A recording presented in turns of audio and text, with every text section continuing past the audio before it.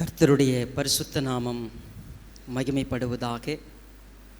உங்கள் யாவரையும் ஆண்டவராகிய இயேசு கிறிஸ்துவின் மகத்துவமான நாமத்திலே அன்போடு இந்த நாளுடைய வார்த்தைக்காக வரவேற்கிறேன். ஒரு அற்புதமான கருப்பொருளை இந்த ஜூலை ஆகஸ்ட் மாதத்திற்கு நாம் தெரிந்து கொண்டிருக்கிறோம். மகிமையின் மேல் மகிமை அடைந்து என்ற ஒரு கருப்பொருள்.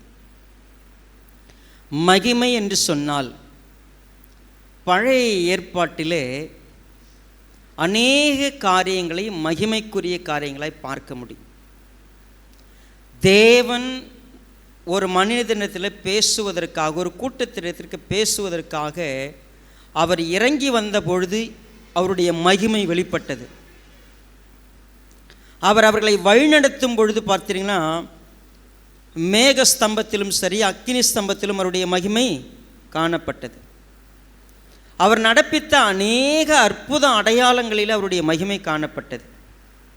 இஸ்ரவேல் மக்களை விடுதலை செய்வதற்கு அவர் எடுத்துக்கொண்ட பிரயாசங்களை பார்க்கும் பொழுது தேவனுடைய மகிமை வெளிப்பட்டது.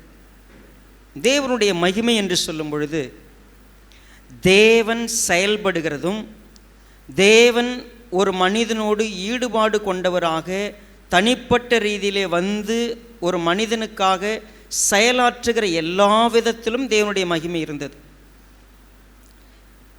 இந்த கேள்வி நமக்கு எழுகிறது, இன்றைக்கு தேவனுடைய மகிமை எங்கு இருக்கிறது? மீண்டும் மீண்டுமாய் நம்ம 3 வாரம் கடந்துருச்சு, மறுபடியும் அந்த கேள்வியை கேட்டு பார்க்க போகிறோம். இன்றைக்கு தேவனுடைய மகிமை இங்கு இருக்கிறதுன்னு எந்த அடையாளத்தை வைத்து, எந்த காரியத்தை வைத்து நாம் சொல்ல முடியும்?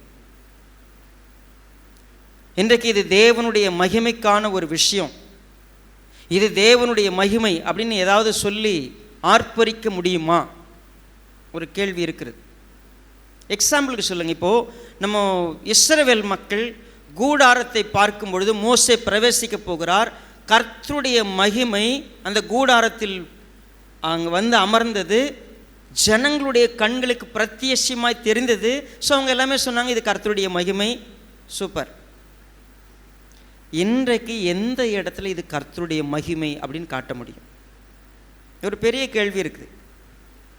ஆனால் இன்றைக்கு நாம் இந்த காரியத்தை புரிஞ்சுக்கணும்னு சொன்னால் ப்ளீஸ் நம்ம கொஞ்சம் ஆயத்தப்படலாம் இந்த செய்திக்குள்ளே போகிறதுக்கு. ஏன்னா நம்ம 3 வாரம் கடந்துட்டோம், 4வது வாரத்துக்கு வந்திருக்கிறோம். இந்த 4வது வாரத்தில் ஒரு அடிப்படையான ஒரு உண்மையை, ஆழமான உண்மையை இங்கே இருக்கிற A to Z அத்தனை பேரும் இன்றைக்கு கவனமாய் கேட்பதற்கு நான் அன்போடு அழைக்கிறேன். ஏன் அப்படின்னு கேட்டிங்கன்னா, this is a very important message. கர்த்தர் நம்மோடு பேச விரும்புகிறார். கண்களை மூடி கர்த்தரிடத்தில் ஒப்பு கொடுக்கலாம். இரக்கமுள்ள நல்ல பிதாவே, ஆசீர்வதிக்கப்பட்ட இந்த வேளைக்காய் ஸ்தோத்திரம். உம்முடைய மகிமை நிச்சயமாய் அறியப்பட வேண்டிய ஒன்று. ஆதியிலிருந்து உம்முடைய மகிமை எல்லா இடத்திலும் விளங்கி கொண்டிருக்கிறது. உம்முடைய படைப்புகளில் உம்முடைய மகிமையை பார்க்கலாம். நீ ரட்சிப்பின் திட்டத்திலே செயல்பட்ட விதத்திலே பார்க்கும் பொழுது உம்முடைய மகிமையை பார்க்கலாம். இஸ்ரவேல் மக்களுடைய வாழ்க்கையிலே நீர் எப்படிப்பட்டவராய் இருந்தீர் என்பதை நாங்கள் உணர்ந்து பார்க்கும் பொழுது உம்முடைய மகிமை இருக்கிறது. இன்றைக்கும் அந்த மகிமையை நாங்கள் பார்ப்பதற்கான கிருபை எங்களுக்கு இருக்கிறது. ஆனால் நாங்கள் அதை அறியாதவர்களாக, பெயர் கிறிஸ்தவர்களாக, ஏதோ நாங்கள் அறிந்த வரைக்கும் பெரிய காரியம் என்ற உணர்வோடு அறியாத அநேக காரியங்களை அலட்சியம் செய்துவிட்டு இந்த நாள் வரைக்கும் பிரயாணப்பட்டு கொண்டிருக்கிறோம். கர்த்தர் எங்களோடு கூட இன்றைக்கு பேசுங்க. உம்முடைய வார்த்தையினால் நிரப்புங்க. உம்முடைய மகிமை ஆளுகை செய்யட்டும். மீட்பெரும் இரட்சகரமாய் இருக்கிற கர்த்தராகிய இயேசு கிறிஸ்துவின் நாமத்தில் தாழ்மையோடு வேண்டிக் கொள்கிறோம் நல்ல பிதாவே, ஆமென். நம்ம ஏற்கனவே 3 வாரங்களில் பார்த்த ஒரு அறிமுகத்தை புரிந்து கொள்ளலாம். பவுல் அப்போஸ்தலனுடைய ஊழியம் இருக்கிறதே, அந்த ஊழியம் கொரிந்து சபை மக்களுக்கு ஒரு அலட்சியமான ஒன்றாய் தெரிகிறது. இன்னும் சொல்ல போனால் இதெல்லாம் ஒரு ஊழியமா அப்படின்னு நினைக்கிறாங்க. ஏன்னா வேறு சில ஊழியங்கள் அவங்களுடைய பார்வைக்கு சிறப்பாக இருக்கிறது. இன்றைக்கு நம்ம சொல்ல போனால் விசுவாசம் திருச்சபையில் ஒரு ஊழியம் இருக்குதுன்னா, இங்கே இருக்கிற ஒரு சிலருக்கு இதெல்லாம் என்னங்க ஊழியம்? ஊழியக்காரனா எப்படி இருப்பாங்க தெரியுங்களா? ஊழியனா எப்படி இருக்குன்னு தெரியுமா? மகிமையான ஊழியனா என்ன தெரியுமா? வல்லமையான ஊழியக்காரங்க யார் தெரியுமா? அப்படின்னு நமக்கு ஒரு மனப்பான்மை வருதில்லை? அதே போல் ஒரு மனப்பான்மை கொரிந்து சபையில் இருந்தவர்களுக்கு வந்து விட்டது. என்ன வந்துருச்சு? இப்போ பவுல் வந்தார்னா என்ன செய்கிறாரு? கண்டிக்கிறாரு, உபதேசம் பண்ணுறாரு, எந்த நேரமும் ஏதாவது ஒன்று சொல்லிட்டு போகிறார், அவ்வளவுதான். ஆனால் அங்கே பாருங்க, என்னம்மா பிரசங்கம் பண்ணுறாங்க. ஐயோ, அவங்க பண்ணுற பிரசங்கம் மாதிரிலாம் பவுல் பண்ணுறாரா? எங்கன்னா ஒரு சிரிக்கிறீங்களாங்க வந்து உட்காந்து அப்படியே ஒராங்கொட்டான் உட்காந்துங்கிற மாதிரி உட்காந்துட்டு ஒரு அப்படியே உருன்ட்டு ஏஞ்சி போய், இது ஒரு ஊழியமா? அடுத்தது பாட்டு பாடுறீங்களே, எப்படிங்க பாடுறீங்க? அப்படியே சத்தவங்க இல்லை வெத்தலைப்பா கொடுத்த மாதிரி அப்படியே உட்காந்து ஒரு அப்படி எங்கன்னா ஒரு உற்சாகம் இருக்குதா? நம்ம பாடுறோமே ஏன்னா ஒரு கை தட்டுறோமா? ஒரு இங்கே எங்கன்னா ஒரு ஆவி அசைவாடுறதை பார்க்க முடியுதா? மனசுக்குள்ளே நமக்கெல்லாம் பெரிய கேள்வி இருக்குது இல்லை? இந்த சபையில் இருக்கக்கூடிய ஊழியம் என்ன ஊழியம்? ஆக்சுவலாக போன வாரம் நம்ம பார்த்தோம், அவர் ஒரு ஊழியத்தை கம்பேர் பண்ணார். மோசேயினுடைய ஊழியம் எப்படிப்பட்டது, நாங்கள் செய்யக்கூடிய ஊழியம் எப்படிப்பட்டது. அப்போது நம்ம என்னென்ன பார்த்தோம்? மோசே செய்த ஊழியம் மரணத்துக்கு ஏதுவான ஊழியம், ஆக்கினை தீர்ப்பு கொடுக்கக்கூடிய ஊழியம், ஒழிந்து போகிற மகிமையுடைய ஊழியம். ஆனால் இப்போ நாங்கள் செய்கிற ஊழியம் அப்படி கிடையாதுன்னு சொன்னார் இல்லையா? அது என்னது அது? ஸோ அதை நம்ம இன்னும் கொஞ்சம் டீப்பாக இன்னைக்கு பார்க்க போகிறோம்.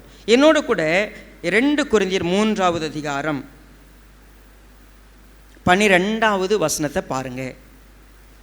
நாங்கள் இப்படிப்பட்ட நம்பிக்கையை உடையவர்கள் ஆனதால் மிகவும் தாராளமாய் பேசுகிறோம். இன்னும் I can put it in another word. நாங்கள் இப்படிப்பட்ட நம்பிக்கையை உடையவர்களாய் இருப்பதனால மிகவும் தைரியமாய் பேசுகிறோம். என்ன தைரியமாக என்னால் சொல்ல முடியும்? எங்களுக்கு ஒரு நம்பிக்கை இருக்கிறது. என்ன நம்பிக்கை? இந்த ஊழியத்தை ஏற்படுத்தினது தேவன், இந்த ஊழியத்திற்கு தகுதிப்படுத்தினது தேவன், இந்த ஊழியத்தை இப்படி செய்யணும்னு சொல்லி கொடுத்ததே அவர் தான். இயேசுவானவர் இந்த ஊழியத்தை எப்படி செய்யணுன்றது எனக்கு தெரியாதுங்க. நான் என் முன்னோர்களின் பாரம்பரியத்தின்படி குற்றம் சாட்டப்படாதவனாக யூத பாரம்பரியத்தில் மிகவும் பக்தி வைராக்கியம் உடையவனாய் நான் இருந்தேன். ஆனால் கிறிஸ்துவானவர் என்னை பிடித்து என்னை அழைத்து என் கையில் ஒரு ஊழியத்தை கொடுத்தார். அந்த ஊழியம் என்ன ஊழியம்?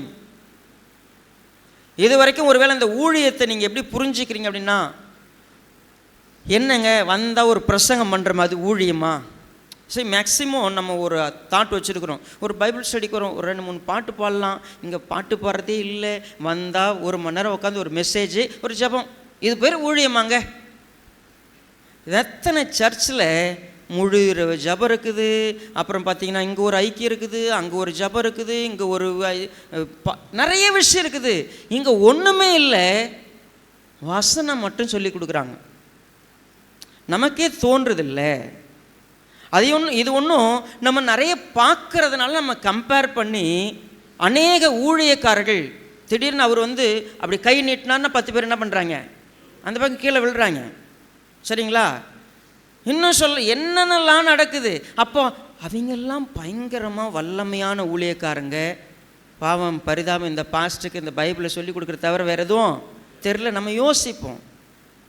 இப்போ இதில் நல்லா சொல்லுங்கள், சுகப்படுத்துகிற ஒரு ஊழியக்காரர் இருக்கிறாருன்னு வச்சுக்கோங்க, அற்புத சுகம் அளிக்கும் ஊழியர். அடுத்தது ஆவியில் அக்கினியை கொண்டாந்து கொட்டி எல்லாரையும் புகையை விடுறவரு வல்லமையான ஊழியக்காரரு. பைபிளை திறந்து படித்து கொடுக்குறவர் பரிதாபமான ஒரு ஊழியக்காரரை போல் நம்ம ஃபீல் பண்ணுறது இயல்பு தான். இப்போ பவுல் அப்போஸ்தலன் ஒரு விஷயம் சொல்கிறாரு, நான் தைரியமாக சொல்ல முடியும். என்ன தைரியம் எனக்கு? என்னுடைய நம்பிக்கை என்ன? என்னுடைய தைரியம் என்ன? நீங்கள் இது வரைக்கும் பைபிளில் படிச்சிருப்பீங்க, ஆனால் இந்த விஷயத்தை இப்படி நீங்கள் படிச்சிருக்க மாட்டீங்க. இப்போ நீங்களே வாசிக்கலாம். 13வது வசனத்தை பாருங்க.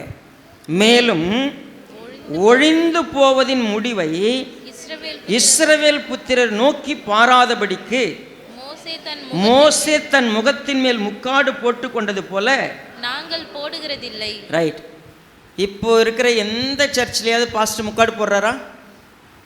எந்த சர்ச்லையும் போடுறதில்ல. அது ஆர்சி சர்ச்சில் கூட போடுறதில்ல, இல்லை அது பெண்டிகாஸ்டல் சர்ச்சாக இருக்கட்டும், ஆர்த்தோடாக்ஸ் சர்ச், எந்த சர்ச்சிலையும் பாஸ்டர் என்ன பண்ண மாட்டார்? முக்காடு போட மாட்டார். சரி, நம்ம இதை கொஞ்சம் இந்த வசனத்தை புரிஞ்சிக்கணும்னா யாத்திரையாகமம் 34:29 போவோம். யாத்திரையாகமம் 34:29 வசனத்திலிருந்து முதலாவது நம்ம வாசிக்க ஆரம்பிக்கலாம். மோசே சாட்சி பலகைகள் 2ஐயும் தன் கையில் எடுத்துக்கொண்டு சீனாய் மலையிலிருந்து இறங்குகிற போது தன்னோடே அவர் பேசினதினாலே தன் முகம் பிரகாசித்திருப்பதை அவன் அறியாதிருந்தான். பாருங்க, மோசே மலையில் போயிட்டு 2 அந்த சாட்சி பலகைகளை வாங்கிக்கிட்டு வர்றதுக்காக போயிருந்தான் இல்லையா?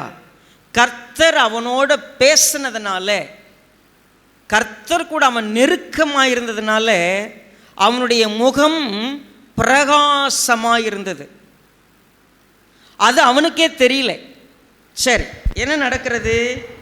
ஆரோனும் இஸ்ரவேல் புத்திரர் எல்லாரும் மோசேயை பார்க்கும்போது அவன் முகம் பிரகாசித்திருப்பதை கண்டு அவன் சமீபத்தில் சேர பயந்தார்கள். இப்ப மோசேனுடைய முகம் பிரகாசமா இருக்கிறத பார்த்து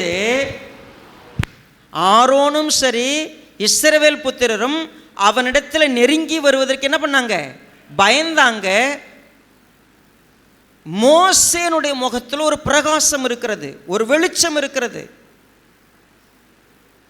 இது தேவன் கிட்ட நெருங்கி போனதுனால உண்டான ஒரு மகிமை. இப்போ என்ன நடக்குது? மோசே அவர்களை அழைத்தான். அப்பொழுது ஆரோனும் சபையில் உள்ள பிரபுக்கள் யாவரும் அவனிடத்திற்கு திரும்பி வந்தார்கள். மோசே அவர்களோட பேசினான். பின்பு இஸ்ரவேல் புத்திரர் எல்லாரும் அவனிடத்தில் சேர்ந்தார்கள். அப்பொழுது அவன் சீனாய் மலையில் கர்த்தர் தன்னோடே பேசினவைகளை எல்லாம் அவர்களுக்கு கற்பித்தான். பாருங்க, மோசே ஏன்பா பயப்படுறீங்க, கிட்ட வாங்கன்னு கூப்பிட்டாரு. அவங்க கிட்ட வந்தாங்க. தேவன் என்ன சொன்னாரோ அதை அவங்களுக்கு கற்பித்தான். அடுத்த வசனம், மோசே அவர்களோட பேசி முடியும் அளவும் தன் முகத்தின் மேல் முக்காடு போட்டிருந்தான். இப்போ மோசே என்ன செய்கிறான்? அவங்க கிட்ட பேசி முடிக்கிற வரைக்கும் முகத்தில் என்ன போட்டிருக்கிறான்? அப்போ அந்த பிரகாசத்தை பார்த்து அவங்க பயந்தாங்க. நீங்கள் பயப்படாதீங்க, நான் முக்காடு போட்டுக்கிறேன், கிட்ட வாங்கன்னு சொல்லி கூப்பிட்டான். பேசினா கேட்டாங்க. இதுதான் நடந்துச்சு. தேவனுடைய பிரமாணங்களை போதிப்பதற்காக அவன் போய் கற்றுக்கொண்டு வரும்பொழுதெல்லாம் உள்ளே போகும்போது, அடுத்த வசனம் என்ன சொல்லும்? உள்ளே போனான்னா அவன் முக்காடு போட மாட்டான். வெளியே வந்து ஜனத்தில் பேசுனா என்ன செய்வான்? முக்காடு போடுவான். இது எல்லாருக்கும் நம்ம ஏற்கனவே படித்தது தான், நமக்கு தெரிஞ்சது தான். ஆனால் இன்னைக்கு நீங்கள் வாசித்தீங்கல்ல, அந்த வசனத்துக்கான அர்த்தம் தெரியுமா? இப்போ மீண்டுமா இப்போ 2 கொரிந்தியர் 3வது அதிகாரம் 13வது வசனத்தை பாருங்க. மேலும் ஒழிந்து போவதின் முடிவை இஸ்ரவேல் புத்திரர் நோக்கி பாராதபடிக்கு மோசே தன் முகத்தின் மேல் முக்காடு போட்டு கொண்டது போல நாங்கள் போடுகிறதில்லை. இப்ப கவனிங்க, மோசே தேவனிடத்தில் போய் பேசிட்டு வரும்பொழுது அவனுடைய முகம் என்ன இருந்துச்சு? பிரகாசமா இருந்துச்சு. அதே போல கூடாரத்துக்குள்ள போய் பேசிட்டு கர்த்தர்ட்ட பேசிட்டு வருவான். வெளியில் வந்து பேசும்பொழுது முக்காடு போட்டிருப்பான். இப்போ எல்லாருக்கும் என்ன நினச்சிக்கிட்டு இருக்கிறாங்க? மோசே வந்து பேசும்பொழுதெல்லாம் முக்காடு போட்டுக்கிட்டே வர்றதுனால, மோசே கிட்ட போய் பேசிட்டு வர்றதுனால அவருடைய முகம் எப்படி இருக்கும்? பிரகாசமாக தான் இருக்குன்னு நினச்சிட்டு இருந்தாங்க. ஆக்சுவலாக பிரகாசமாக இல்லை. அந்த மகிமை எப்போ சீனாய் மலையிலிருந்து இறங்கி வந்தானோ அப்போவே அது என்ன ஆயிடுச்சு? போயிடுச்சு, ஒழிஞ்சிருச்சு. இப்போ அந்த மகிமை அவன் முகத்தில் கிடையாது. அந்த மகிமை இல்லைங்கிறத இஸ்ரவேல் புத்திரர் ஒருவேளை தெரிஞ்சுக்கிட்டாங்கன்னா அவங்க என்ன பண்ண மாட்டாங்க தெரியுமா? கர்த்தர் பேசுகிறாருன்னு மதிக்க மாட்டாங்க. அதனால் தான் முகத்தில் ஒளி இல்லைன்னு ஜனங்களுக்கு தெரியக்கூடாதுங்கிறதுக்காக அவன் என்ன போட்டிருந்தான்? என்ன பாஸ்டர் வசனம் அப்படியே இருக்குது அப்படின்னா அதுதான் ஒரிஜினல். ஆக்சுவலாக ஒழிந்து போகிற அந்த மகிமையை இஸ்ரவேல் புத்திரர் பார்த்து விடாதபடிக்கு மோசே எப்பொழுதும் என்ன போட்டிருந்தான்? முக்காடு போட்டிருந்தான். ஆனால் நாங்கள் அப்படி இல்லை. யார் சொல்கிறது? பவுல் சொல்கிறார். இது யாருக்கும் வெளிப்படுத்தப்படாத ஒன்று பவுலுக்கு வெளிப்படுத்தப்பட்டிருக்கிறது. என்ன? ஏன் மோசே கடைசி வரைக்கும் ஜனங்கிட்ட பேசும்போது முக்காடு போட்டிருந்தான்னு கேட்டால், அந்த மகிமை அதுக்காக மோசேக்கும் பவுலுக்கு நான் சண்டையா இல்லை மோசேவை தரந்தாழ்த்தணும்னு பேசினாரா? இல்லை இல்லை இல்லை. அந்த ஊழியம் ஆக்கினை தீர்ப்பு கொடுக்கிற ஊழியம், அது மரணத்துக்கு ஏதுவான ஊழியம். அந்த ஊழியம் இந்த ஊழியம் வருகிற வரைக்கும் இருப்பதற்காக இருந்த ஊழியம். அவ்வளோதான். அந்த ஊழியம் முடிஞ்சிருச்சு. இப்போ ஒரு ஊழியம் இருக்கிறது. என்ன ஊழியம் அது? சரி, நீங்கள் ஊழியத்தை பற்றி பேசுகிறீங்க, மகிமையை பற்றி பேசுகிறீங்க. இப்போ இஸ்ரவேல் புத்திரர் ஒரு மனுஷனுடைய முகத்தில் ஒரு ஒளியை பார்த்து பயந்தாங்க. இன்றைக்கு நீங்கள் நானும் யாரை பார்த்தும் எதை பார்த்தும் பயப்படுவதில்லை, நடுங்குவதில்லை. பூமியின் குடிகளே, நீங்கள் கர்த்தருக்கு முன்பாக பயந்து நடுங்குங்கள்னு சொல்ல. கர்த்தர் ஒருத்தர் இருக்கிறார்னு பயப்படுங்க, நடுங்குங்க. கர்த்தருடைய வார்த்தையை நான் பேசுகிறேன், நீங்கள் இங்கேயே சொல்லுங்களேன். எத்தனை காலமாக நான் சொல்கிறேன், இங்கே தூங்குகிற நிறைய பேரை என்னால் சுட்டி காட்ட முடியுது. இன்றைக்கி இல்லை, இன்றைக்கி மேக்ஸிமம் என்னால் பார்க்க முடியுது. ஒரு சிலர் ரொம்ப ரேர். இங்கே உட்காந்துக்கிட்டு கர்த்தருடைய வார்த்தை பிரசங்கம் பண்ணும்பொழுது நான் ஃபோன் நோண்டிக்கிட்டு இருக்கிறேன். கர்த்தருடைய வார்த்தை பிரசங்கம் பண்ணும்பொழுது இங்கேருந்து என் சிந்தையை வெளியே எங்கேயும் அனுப்பி நான் பாட்டு வேற ஒன்று சிந்திச்சுக்கிட்டு இருக்கிறேன். இங்கே உட்காந்து கர்த்தருடைய வார்த்தை பேசப்படும் பொழுது நான் பெருமையுள்ளவனா உட்கார்ந்துருக்கிறேன். நான் என்னை பெரியவனாக நினைத்து கொண்டு உட்கார்ந்துருக்கிறேன். எனக்கு எல்லாம் தெரியுங்கிற இடத்துல உட்கார்ந்துருக்கிறேன். நம்ம அப்படி ஆதி காலத்தில் அவர்களுக்கு பயம் உண்டாகுவதற்காக கர்த்தர் என்ன பண்ணார்? மோசேயினுடைய கையில் ஒரு சில அடையாளங்களை கொடுத்தார். நான் தான் உன் மூலமாக பேசுகிறேன்னு அவங்க அடையாளம் கண்டுகொள்வதற்கு இது அடையாளமாக இருக்கும். நான் உன்னை முகமுகமாய் நீ என்னை பார்த்த, நான் உங்கள்கிட்ட சொல்லியிருக்கிறேன்றதை இஸ்ரவேல் புத்திரர் தெரிந்து கொள்வதற்காக அவன் முகத்தில் பிரகாசம் இருந்தது. அந்த பிரகாசம் லாங் லாஸ்டாக இருக்கணுமா? இருக்க வேண்டிய அவசியம் இல்லை. ஆனால் இப்போ பவுல் சொல்கிறாரு, மகிமையின் மேல் மகிமை அடைகிற காரியம் என்னது அது? வாங்க குறிப்பாக 14வது வசனம் பாருங்க. அவர்களுடைய மனது கடினப்பட்டது. இப்போ அவர்களுடைய மனது கடினப்பட்டது. இப்போ நல்லா புரிஞ்சுக்கங்க. மோசே முக்காடு போட்டு கொண்டிருந்தான். ஒரு விஷயத்தை அவன் எல்லாருக்கும் சொல்லலை, இது ஒழிந்து போகிற மகிமை. என் முகத்தில் தோன்றின ஒளி கடைசி வரைக்கும் இருக்காது. என் மேலே பிரகாசித்திருக்கிற மகிமை இட்ஸ் டெம்பரவரி அப்படின்னு தெரியாத கூட அந்த மக்கள் என்ன பண்ணாங்க தெரியுங்களா? கடினப்பட்டு தான் போனாங்க. கடினப்பட்டாங்க. காரணம் என்ன? இந்நாள் வரைக்கும் பழைய ஏற்பாடு வாசிக்கையில், அதாவது மோசேயினுடைய வாகங்கள் வாசிக்கும் பொழுது அந்த முக்காடு என்ன பண்ணல? நீங்காமல் இருக்கிறது. இந்நாள் வரைக்கும் அவருடைய முகத்தின் மேலே என்ன இருக்குது? முக்காடு அவங்களுடைய இருதயத்தின் மேலே இருக்குது. என்ன ஆக்சுவலாக சொல்ல வந்தாரு? கர்த்தர் இன்னதை உங்களுக்கு தெரிவிக்கிறார். நீங்கள் இப்படித்தான் ஜீவிக்க வேண்டும், இப்படித்தான் பரிசுத்தமாக இருக்க வேண்டும், இந்த கட்டுப்பாடு உங்களுக்கு இருக்கிறது, நீங்கள் இதை தொடரக்கூடாது, நீங்கள் இப்படி செய்யக்கூடாது, நீங்கள் இப்படித்தான் இதை செய்ய வேண்டும். தேவன் சொன்னதை சொல்லும் பொழுது இஸ்ரவேல் மக்கள் அந்த வார்த்தை தேவன் எனக்கு சொன்ன வார்த்தை, நான் அந்த வார்த்தையின்படி நான் பயந்து கட்டுப்பட்டு இருப்பேன்னு சொன்னாங்களான்னு கேட்டால் இல்லை. ரெண்டாவது, ஏன் தேவன் சொன்னாருங்கிற உள்ளான அர்த்தத்தை அவங்களால புரிஞ்சிக்க முடிஞ்சான்னு கேட்டால் புரிஞ்சிக்க முடியவே இல்லை. அவங்க வேதாகம வசனத்தை படிக்கும் பொழுதெல்லாம் எப்படி தெரியுங்களா படித்தாங்க?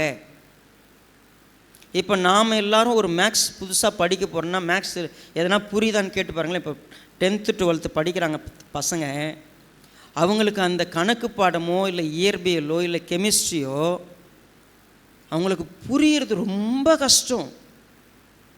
அவங்களால அது என்னன்னே தெரிஞ்சிக்க முடியல, ரொம்ப சிரமப்படுறாங்க.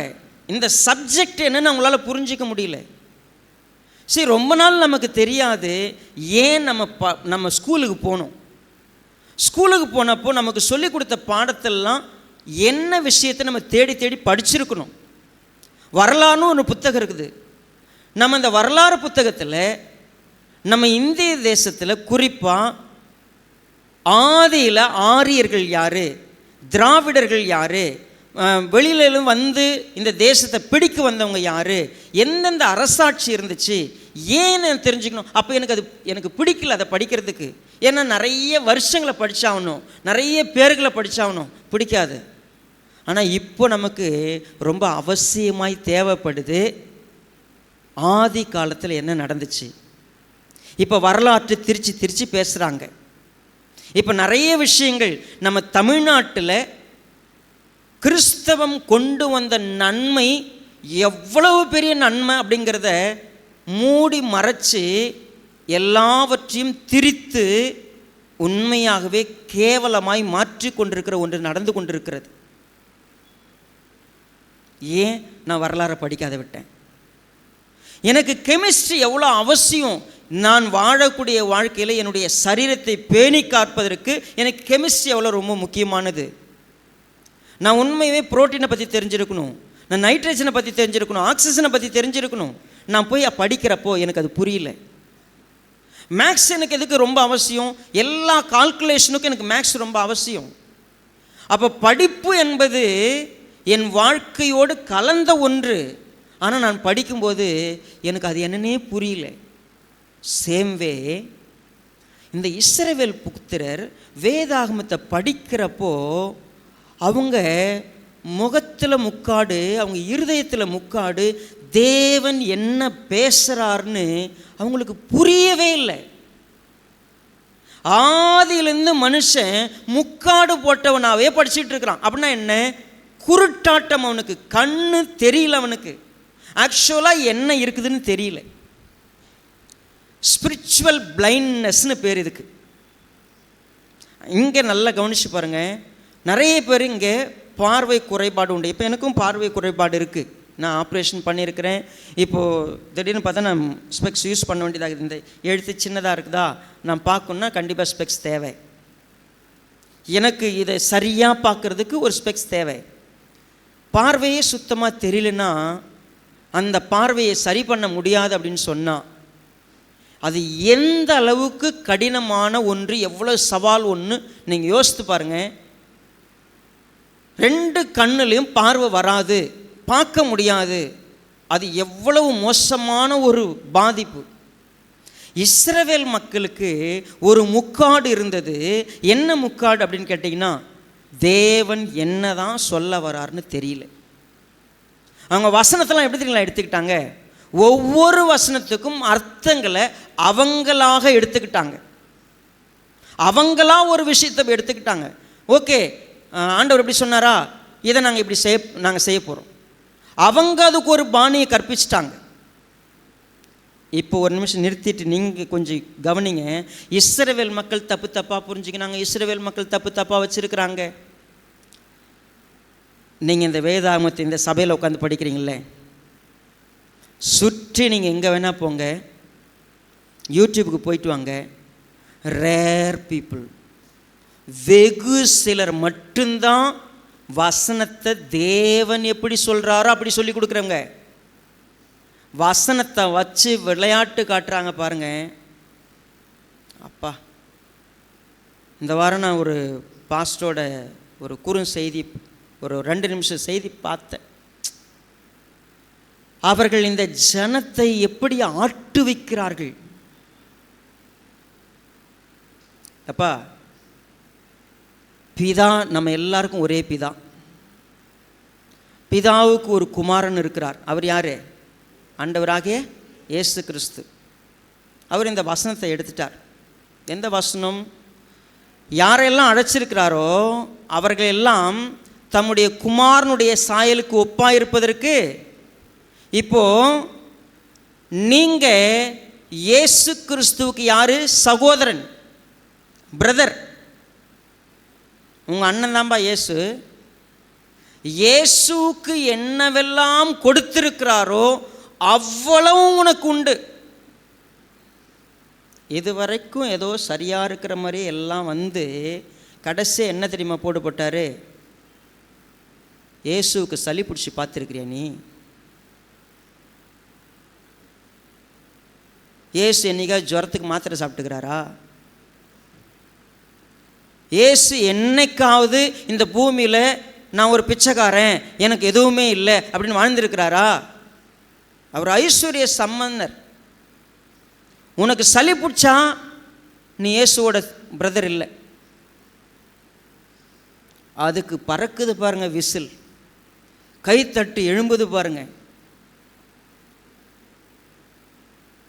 பிரசங்கிகள் என்ன செய்கிறாங்க தெரியுமா? இப்போ இருக்கிற நூதன பிரசங்கிகள் 3 விஷயங்களை பேசிக்கிட்டு இருக்கிறாங்க. கிருபைன்னு சொல்லி, நீ பாவி கிடையாது, ஆதாம் தப்பு பண்ணால் அதனால தான் நீ பாவி, நீ பாவி கிடையாது. இந்த பிரசங்கம் பெருகிருச்சு. 2, நீ விசுவாசிச்சா நிச்சயம் செழிப்போட இருப்ப. நீ உண்மையான விசுவாசியா இந்த உலகத்தில் செழிப்போடு தான் இருப்ப. இதுதான் பிரசங்கம். 3வது, நீ உண்மையான விசுவாசியா நீ கர்த்தருக்காக எல்லாத்தையும் கொடுப்ப. அவ்வளோதான் அவங்களுடைய அஜெண்டா. என்னவோ அது அத்தனையும். நீ பாவி கிடையாது. சர்ச்சுக்கு வந்தால் நீ பாவி கிடையாது. நீ சர்ச்சுக்கு வந்தால் நீ செழிப்பா இருப்ப. நீ சர்ச்சுக்கு வந்தால் நிறைய கொடுப்ப. அவங்க நோக்கம் முடிஞ்சிருச்சு. இந்த ஊழியம் செய்கிறவங்கெல்லாம் பணத்தை தேடி ஓடக்கூடிய ஊழியக்காரங்க, பெருமையை தேடி ஓடக்கூடியவங்க, புகழை தேடி ஓடக்கூடியவங்க, இந்த உலகத்தில் பெரிய சர்ச்சுன்னு சொல்லிக்க, நிறைய ஆத்துமாக்கள் இருக்கிறான்னு காமிச்சிக்க, அநேகருக்கு முன்பதாக நாங்கள் பெரிய ஆட்கள்னு காமிச்சிக்கிற ஒரு ஊழியங்களை வளர்த்துட்டாங்க. இப்படிப்பட்ட நம்பிக்கை எங்களுக்கு இல்லை. அதெல்லாம் மகிமையான்னு கேட்டால் அது மகிமை இல்லை. ஒரு முக்காடு எல்லாருடைய இருதயத்திலும் போடப்பட்டிருக்கிறது. தேவனை இன்னும் அவர்கள் அறிய வேண்டிய பிரகாரம் அறியல. எது நடக்கணுமோ அது நடக்கலை. நான் இப்போ சொன்ன ஊழியங்கள்லாம் சரியா தப்பான்னு இப்போ நீங்கள் வாசிக்கிற வசனமே சொல்லிடும். நான் பிரசங்கம் பண்ணும்போது, பாஸ்டர் உங்ககிட்ட இல்லாதனால நீங்கள் பேசுகிறீங்க, நீங்கள் என்ன ஊழியம் செஞ்சுக்கிட்டு இருக்கிறீங்க, நான் என்ன, என் மூலமாய் தேவன் என்ன செய்கிறாருங்கிறதுக்கு அத்தாட்சி இருக்கிறது. வாங்க வாசிக்கலாம். குறிப்பாக 15வது வசனம். மோசேயின் ஆகமங்கள் வாசிக்கப்படும் போது இந்நாள் வரைக்கும் முக்காடு அவர்கள் இருதயத்தின் மேல் இருக்கிறதே. பாருங்க, இந்நாள் வரைக்கும் மோசேயினுடைய ஆகமத்தை வாசிக்கிறவர்கள் குருடராகவே இருக்கிறார்கள். என்ன குருடர்கள்? ஆண்டவராகிய இயேசு கிறிஸ்து ஒரு நாள் என்ன செய்கிறாரு? யோவான் 9வது அதிகாரத்தில் ஒரு ஊருக்கு போகும்பொழுது பிறவி குருடனை ஒருத்தனை பார்க்குறார். அப்பொழுது சீஷர்கள் அவரை நோக்கி கேட்குறாங்க, ஆண்டவரே, இவன் செய்த பாவமா, இவங்க பெற்றவங்க செய்த பாவமா, இவன் ஏன் குருடனாக பிறந்தான்னு கேட்குறாங்க. இப்போ கவனிங்க. ஹலோ, என்னை எல்லாரும் பார்க்க முடியுமா? ஆண்டவர்கிட்ட ஒரு கேள்வி கேட்குறாங்க. இவன் குருடனாக பிறந்திருக்கிறான்ல, அது இவன் செஞ்ச பாவமா, இவங்க அப்பா அம்மா செஞ்ச பாவமா? என்ன அர்த்தம்? அவங்க பழைய ஏற்பாட்டில் படித்த வசனம் என்ன தெரியுமா? பாவம் செஞ்சால் மட்டும்தான் ஒருத்தன் என்னவா இருக்க முடியும்? பழைய ஏற்பாட்டினுடைய சத்தியம் அவங்களுக்கு என்ன சொல்லி கொடுத்துருக்குது? ஒருத்தன் கண்ணு தெரியாத போயிட்டா, ஒருத்தன் கால் இல்லாமல் பிறந்துட்டா, ஊனமாக இருந்துட்டா, அல்லது அவன் வறுமையில் இருந்தான்னா அதுக்கு காரணம் தெரியுமா? பாவம். இது உண்மையான்னு கேட்டால் உண்மை கிடையாது. ஆவி அது அவங்க கண் குருடாக்கப்பட்டிருக்குது, அவங்க பார்வை குருடாக இருக்குது. என்ன நினச்சிக்கிறாங்க, ஒருத்தன் திடீர்னு அவனுக்கு எதனா ஒன்று என்ன அது என்ன பண்ணிச்சோ அதனால தான் அவங்களுக்கு. அப்போது ஒருத்தனுக்கு நஷ்டம் ஏற்படுது, ஒருத்தனுக்கு கஷ்டம் வருது, ஒருத்தனுக்கு இழப்பு வருதுன்னா நம்ம என்ன நினச்சிக்கிறோம்? அப்போது பாவம் செஞ்சனுக்கு தண்டனை வருதுன்னு சொன்னால் பெரிய தண்டனை யாருக்கு வந்திருக்கணும்? அது ஏன் நம்ம யோசிக்கிறது இல்லை? அப்போ மற்றவங்கெல்லாம் பாவி, நாம. இப்போது இந்த சாப்டரில் இந்த குருடன் சுகமாக்கப்பட்ட பிற்பாடு அவன் ஒரு சத்தியத்தை சொல்லுவான். ஏன்பா பாவிகளுக்கு தேவன் என்ன பண்ண பண்ணுறாரு? ஆக்சுவலாக பாவினா ஒன்று நடக்காதுங்க. தேவனோட அவன் என்ன பண்ண முடியாது? பேச முடியாது. தேவன் அவங்ககிட்ட பேச மாட்டார். நீங்கள் பாவின்னு டிஸ்கிரைப் பண்ணுறீங்களே, கண்ணு தெரியாதவனா பாவி, கால் நடக்க முடியாதுன்னா பாவி, அப்படி நீங்கள் நினைக்கிறீங்களே பைபிளை கையில் வச்சுக்கிட்டே. ஆனால் உண்மை என்ன தெரியுமா? சத்தியம், பாவிகளுக்கு தேவன் செவி கொடுப்பதில்லை என்று வேதம் சொல்லுது. தேவன் பேச மாட்டார், அவர் பேச மாட்டார், நீ பேச முடியாது. இப்போ என்ன ஒருத்தர் சுகப்படுத்தினாருங்க, என் கண்ணை குணமாக்குனாருங்க, அவர் தீர்க்கதரிசி நான் நினைக்கிறேன். உண்மையாகவே ஒரு தீர்க்கதரிசியாக தான் இருக்கணும், அவர் தேவனிடத்துலேருந்து வந்தவராக தான் இருக்கணும், நான் நம்புகிறேன். ஆனால் பரிசேயர்கள் என்ன தெரியுமா சொன்னாங்க? இந்த பைபிளை கையில் வச்சதுனால, பைபிள் முக்காடு போட்டு படித்ததுனால, எப்பா நீ சுகம் பெற்றுட்ட, உனக்கு சுகம் கிடச்சிருச்சு, நீ தேவனை மகிமைப்படுத்து, ஆனால் இந்த இயேசுவை நீ தேவனுடைய குமாரன் கிறிஸ்துன்னு சொல்லிடாத. ஏன் தெரியுமா? இந்த ஆளு தேவனிடத்திலிருந்து வந்தவராக இருந்திருந்தா ஓய்வு நாளில் இந்த வேலையை என்ன பண்ணியிருக்க மாட்டார்?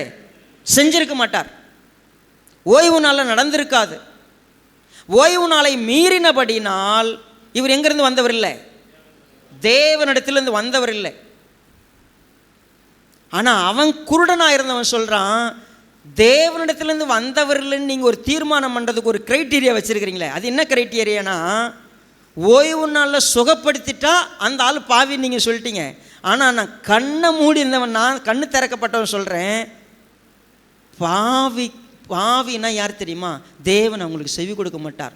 எனக்கு சுகத்தை கொடுப்பதற்கான வல்லமை அவற்றை இருக்குது, என்னை சுகப்படுத்தினார்னா தேவனால தான் இது நடந்துச்சு, தேவன் அனுப்புனதுனால தான் நடந்துச்சு. அப்போது இன்றைக்கு இந்த விஷயம் எனக்குள்ள நடைபெற்றதுக்கு அத்தாட்சி ஒன்று இருக்கிறது, அவர் தேவனிடத்திலிருந்து வந்தவர் அப்படின்னு சொல்லும்போது. அப்போது உண்மையாகவே கவனித்து பார்த்தா கடைசியாக அவனை புறந்தள்ளி விடுகிறார்கள்.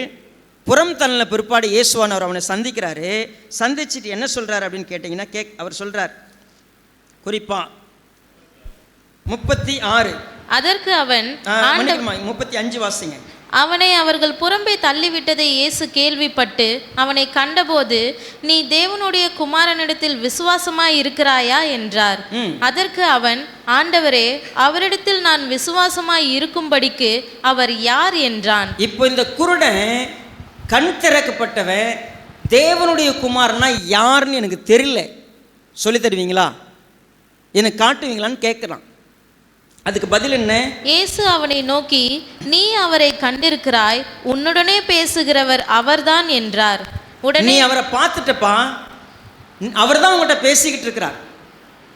இப்போ இயேசுவானவரை பார்த்தவங்க எவ்வளோ கோடி பேர் அங்கே, இயேசுவானவர் பேசுகிறத கேட்குறவங்க எத்தனை பேர் அங்கே. ஆனால் அவர் தான் தேவனுடைய குமாரன்னு விசுவாசிக்கிறதுக்கு அவங்களுடைய இருதயம் ஏற்கனவே முக்காடு போட்டிருக்கிறது. ஒரு நிமிஷம், இத்தனை வருஷம் கர்த்தர் விசுவாசம் சபையிலிருந்து அவருடைய வார்த்தை மூலமாக உங்ககிட்ட பேசுகிறாரு.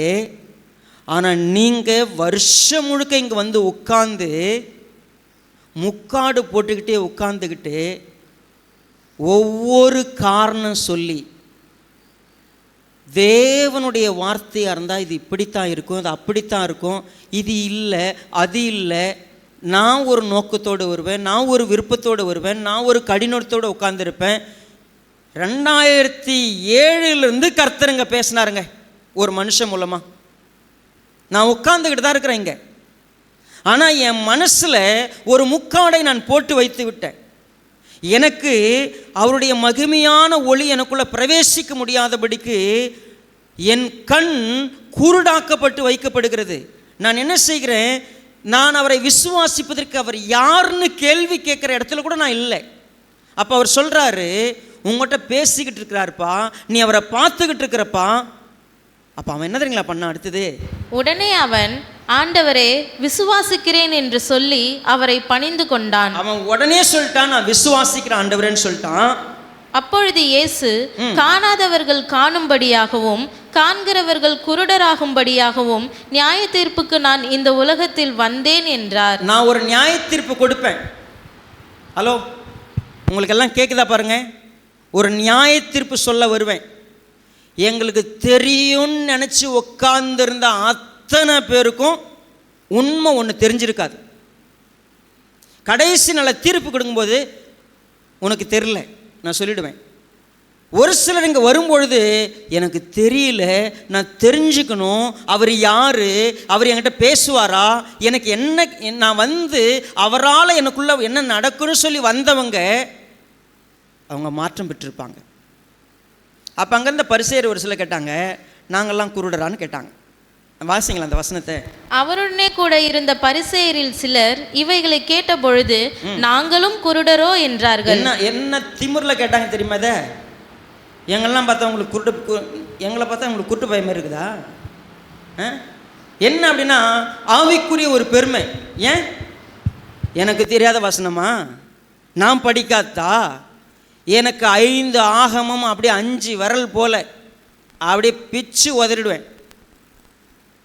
எனக்கு என்ன தெரியாதுன்னு நினைக்கிறேன்? பரிசேயர் கேட்குறாங்க, அப்போ எங்களை பார்த்தா உங்களுக்கு குருட்டு பயமே இருக்குதா? நாங்களாம் எத்தனை வருஷம் கிறிஸ்தவங்க தெரியுமா? எங்களுக்கு என்ன தெரியாது? எங்களுக்கு எல்லாம் தெரியும். உங்களுக்கு கொஞ்சம் தெரியும்னா எங்களுக்கும் கொஞ்சம் தெரியும். என்ன எங்களை பார்த்தா உங்களுக்கு குருட மாதிரி தெரியுதா? நிறைய பேர் அப்படி தான் உட்காந்துருந்தாங்க. ஆண்டவர் சொன்னார், நீங்கள் உங்களுக்கு தெரிலன்னு சொன்னீங்கன்னா கண் என்ன பண்ணிடும், தெரிய வந்துடும். உங்களுக்கு எப்போ தெரியும்னு சொல்கிறீங்களோ கடைசி வரைக்கும் நீ முக்காடு போட்டவன் தான், கண்ணு தெரியாதவன் தான் சொல்லிட்டார். இப்போ பவுல் ஒரு விஷயத்தை சொல்ல வரார். என்ன விஷயத்தை சொல்ல வராரு? ஆதியிலிருந்து வசனம் படிக்கிறவன் எல்லாம் முக்காடு போட்டுனுக்கிறான். ஆனால் நான் முக்காடு போடலை. என்னுடைய மகிமை எங்கே இருக்கிறது? நான் முக்காடு போடுற அளவுக்கு என் மூஞ்சில் ஏதாவது பிரகாசங்க தான் கேட்டால் நிச்சயமாக அந்த பிரைட்னஸ் என்கிட்ட இல்லை. ஆனால் ஒன்று இருக்கிறது. என்ன இருக்குது? அடுத்த வசனம் 2 கொரிந்தியர் 3. அவர்கள் கர்த்தரிடத்தில் மனம் திரும்பும் போது அந்த முக்காடு எடுக்கப்பட்டு போம். பாருங்க, நான் கர்த்தரிடத்தில் திரும்பி வரும் பொழுது, நான் மனம் திரும்பும் பொழுது, நான் ரட்சிக்கப்படும் பொழுது என் முகத்திலே போடப்பட்டிருக்கிற முக்காடு நீக்கப்படுகிறது. என் கண்ணு ஃபஸ்ட்டு தெளிவாகுதுங்க. ரட்சிப்புல நீங்கள் ஆக்சுவலாக ரட்சிக்கப்பட்டா இருதயத்தின் நுனித்தோல் நீக்கப்படும். மாம்சத்தில் விருத்தச்சேதனம் இல்லை, இருதயத்தில் விருத்தச்சேதனம். என்ன தெரியுமா? புதுசாக ஒரு குழந்தை பிறந்த மாதிரி ரட்சிக்கப்பட்டா. ஆமாம் தானே? நான் ஒரு புது குழந்தை போல, பழைய மனுஷனை நான் கிறிஸ்துக்குள்ளே வந்துட்டுனா பழைய வேலை எல்லாம் ஒளிஞ்சிருது. பழையவைகளை முற்றிலும் தூக்கிட்டேன். இப்போ நான் புதுசாக பிறக்கிறேன். நீங்கள் சொல்லுங்கள், ரட்சிப்பு அடைந்த பிற்பாடு நீங்கள் புது குழந்தையா? நாம தான், நான் இயேசுவை ஏற்றுக்குனா கூட சரி, நம்ம அந்த பழைய மனுஷனை என்ன பண்ணுறதில்ல, விட்டே கொடுக்க மாட்டோமே. நம்முடைய அறிவு, அனுபவம், விருப்பம் எல்லாம் நம்ம கூடவே அப்படியே சேர்த்தே மூட்டையில் வச்சுருப்போம். ஆக்சுவலாக இன்றைக்கி சர்ச்சில் என்ன நடக்குது? ரட்சிக்கப்படுதல் ஒழுங்காக நடக்குதான்னு கேட்டால் இல்லை. நம்ம என்ன பண்ணுறது தெரியுமா? நீங்கள் இயேசுவை ஏற்றுக்குங்கன்னு சொல்கிறோம். அவங்களும் ஏதாவது ஒரு ஆதாயத்துக்காக இயேசுவை ஏற்றுக்கிறாங்க. ஒன்று சுகத்துக்காக ஏற்றுப்பாங்க, சௌகரியத்துக்காக ஏற்றுப்பாங்க, சம்பத்துக்காக ஏற்றுப்பாங்க. ஏதாவது ஒரு காரணத்தோடு தான் இயேசுகிட்ட வருவாங்க. ஆக்சுவலாக நான் பாவி, நான் கண் தெரியாதவன், கர்த்தரை அறியாதவன், அவருடைய மகிமையை பார்க்கக்கூடாதவன், நான் ஒரு பாவியாக இருந்தேன். பரிசுத்தமாக வாழ்கிறதுக்குத்தான் நான் இயேசுகிட்ட வந்தேன். எத்தனை பேர் அப்படி ரட்சிக்கப்பட்டோம்? நம்ம ஏதோ ஒரு விதத்தில் இயேசுக்கிட்ட வந்திருப்போம். ஆனால் என்ன நடந்திருக்காது அப்படின்னா, நம்முடைய முக்காடு நீக்கப்பட்டிருக்காது. நம்முடைய முக்காட்டை நம்ம போட்டுக்கிட்டே இருப்போம். ஆனால் பவுல் சொல்கிறாரு, ஒருவன் கர்த்தரிடத்தில் மனம் திரும்பும் பொழுது முக்காடு நீக்கப்படுகிறது. முதல் விஷயம், முக்காடு எடுக்கப்படுகிறது. முக்காடுனா என்ன? அறியாமை எடுக்கப்படுகிறது. அவனுக்கு பிரகாசமுள்ள மனக்கண்ணை கொடுக்கும்படி நாங்கள் வேண்டிக்கிறோம். அப்போ கர்த்தர் என்ன செய்கிறாரு? எவனுக்குள்ள பிரவேசிக்கிறாரோ, ஆவியானவர் யாருக்குள்ள பிரவேசிக்கிறாரோ அவனை முதலாவது விடுதலை செய்கிறார். அடுத்த வசனம் அதுதான். கர்த்தரே ஆவியானவர், கர்த்தருடைய ஆவி எங்கேயோ அங்கே விடுதலையும் உண்டு. அங்க முதலாவது என்ன தெரியுமா செய்வாரு? ஆவியானவர் உள்ள பிரவேசிக்கிறாரு, அவனை விடுதலை செய்கிறார். மறுபடியும் சொல்றவங்களுக்கு, ஆவியானவர் ஒருத்தங்கிட்ட இருக்கிறார்னா நீங்கள் சர்ச்சில் ஆடுற ஆட்டத்தில் இல்லை ஆவியானவர். ஆக்சுவலாக நிறைய சர்ச்சு நமக்கு ஒரு டெமான்ஸ்ட்ரேஷன் பண்ணி வச்சுக்கிறாங்க. என்ன தெரியுமா? நான் ஆவியில் நிறைந்திருக்கிறேன், இது ஆவிக்குரிய சபை, ஆவியில் நான் அந்நிய பாஷை பேசுகிறேன், நான் பாட்டு பாடினேன், நான் குதிச்சேன், ஆடினேன், அபிஷேகம் இறங்கி இருக்குது. மண்டையை பிச்சுக்கிற மாதிரி ஒன்றும் இல்லை. அது ஒன்றுமே கிடையாது. மாய்மாலம், ஏமாற்றுத்தனம். அது ஆவியானவர் கிடையாது. நீங்கள் யாராவது அதை ஆவியானவர் நடத்துகிற விஷயம் நினச்சிங்கன்னா, நான் தைரியத்தோடு சொல்கிறேன், தாராளமாக சொல்கிறேன், அது பொய் பொய் பொய். அது உண்மை கிடையாது, ஏமாற்றுத்தனம். என்ன பாஸ்டர் அப்போ நீங்கள் பேசுறது உண்மையான்னு கேட்டால், பவுல் மூலமாய் தேவன் ஒரு ஊழியத்தை ஸ்தாபித்தார். என்ன தெரியுமா? ஆவியானவர் ஒருத்தனுக்குள்ளே வந்தா அவன் பாவத்திலிருந்து விடுதலை ஆகியிருப்பான், அவன் பாரம்பரியத்திலிருந்து விடுதலை ஆகியிருப்பான், இந்த உலக இச்சைகளிலிருந்து விடுதலை ஆகியிருப்பான். அவன் உண்மையாகவே இந்த உலகத்தினுடைய எந்த ஒரு காரியத்தினாலும் கட்டுப்படுத்த மாட்டான். ஆக்சுவலாக சொல்லட்டுமா, நீங்கள் ரட்சிக்கப்பட்ட நபர்னா, எக்ஸாம்பிளுக்கு சொல்கிறேன், இங்கே ரட்சிக்கப்பட்ட நபர் ஒருவேளை முத்துப்பாண்டி இங்கே இருக்கிறார், அவர் ஒரு பெண்ணுக்கு அடிமையாகி கல்யாணம் பண்ணி போவாரான்னு கேட்டால் ரட்சிக்கப்பட்டவன் செய்ய மாட்டான். ஏன்னா அவன் விடுதலை ஆயிட்டான். யாரும் அவனை அடிமை பண்ண முடியாது, யாரும் அவனை கட்டுப்படுத்த முடியாது, ஒருத்தர் மட்டும்தான் பண்ண முடியும். ஆவியானவர்னா யார் தெரியுமா? உன்னை ஆட விட்டு வேடிக்கை பார்க்குறவர் இல்லை, உன் இஷ்டத்துக்கு விட்டு வேடிக்கை பார்க்குறவர் இல்லை. நீ எந்த பாவம் செஞ்சாலும் அப்படி இல்லை. அவனுடைய இருதயத்திலிருந்து மூக்காடு நீக்கப்பட்டு அவன் பரிசுத்தத்தை பார்க்குற மனுஷனாக மாற்றி ஆவியானவர் அவனுடைய வாழ்க்கையில் முழு கட்டுப்பாட்டையும் எடுத்திருப்பார். அவன் எந்த பாவத்தையும் திரும்பி போய் என்ன பண்ண முடியும் தெரியுமா? விருப்பத்தோடு செய்ய மாட்டான். அவன் எதற்கும் அடிமைப்பட மாட்டான். ஏன்னா தேவனுடைய வித்து அவனுக்குள்ள என்ன பண்ணப்படுகிறது? விதைக்கப்படுகிறது. சரி, இப்போ சொல்லுங்கள், இந்த சர்ச்சில் யார் அப்படி இருக்கிறா? எல்லாருக்கும் இப்போ கேள்வி, பெரிய கேள்வி இது. ஒரு மனிதன் பாவத்திலிருந்து விடுதலை அடைந்து பரிசுத்தத்திற்கு ஏற்ற ஒரு வாழ்க்கையை வாழுகிற வாழ்க்கை இருக்கு இல்லையா, அதுதாங்க, அங்கே தாங்க நீங்கள் மகிமையை பார்க்கணும். நீங்கள் எங்கே மகிமையை தேடாது தெரியுங்களா? இங்கே அற்புதம் நடந்துருச்சு, அங்கே 5000 பேர் கூடிட்டாங்க, இங்கே அவர் சுகமளிச்சிட்டாரு, இங்கே மக்கள் அப்படியே என்ன பிரசன்னம், புகையை போட்டு கலர் லைட்டை வச்சு அவங்க ஆடுறத ஆட்டத்தில் பார்த்தீங்கன்னா கொஞ்ச நேரத்தில் அந்த பாட்டே உங்களை அப்படியே மெய் மறக்க செய்யும். நம்ம அப்படியே கொஞ்சம் கொஞ்சமாக அப்படியே மெய் மறந்து பாடிக்கிட்டு இருப்போம். கேட்டால் தேவனுடைய மகிமைன்னு சொல்லுவோம், ஆவியானவருடைய ஆளுகன்னு சொல்லுவோம். பொய் பொய் பொய், ஒன்றுமே உண்மை கிடையாது. நீங்கள் எந்த சர்ச்சில் நீங்கள் வேணால் சொல்லுங்கள், நான் ஓப்பனாக சொல்கிறேன், 100% பொய். ஏன்னா அது தேவனுடைய வேலையே கிடையாது. இவங்களா சர்ச்சில் பாஸ்டருங்க அவங்களுடைய வசதிக்கு மக்களை கவருவதற்கு, மக்களை ஏமாற்றுவதற்கு உருவாக்கி கொண்ட ஒன்று. தேவன் அப்படி ஒரு சத்தியத்தையே வைக்கல. என்ன பண்ணும்? ஒரு வேலை மட்டும்தான் நடக்கணும். என்ன நடக்கணும் தெரியுமா?